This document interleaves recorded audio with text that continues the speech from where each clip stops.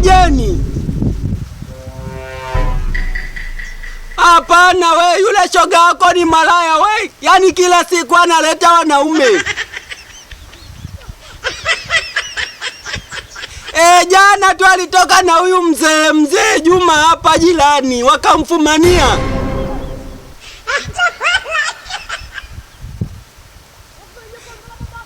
Alikuwa anakunywa na bia. Yaani yule mama ana roho ngumu kwa kweli mwe.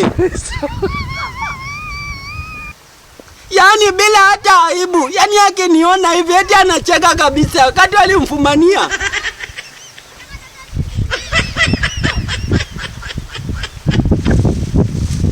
Alafu alipokuwa anakunywa sasa, baada ya kukimbia na chupa akakimbia na chupi.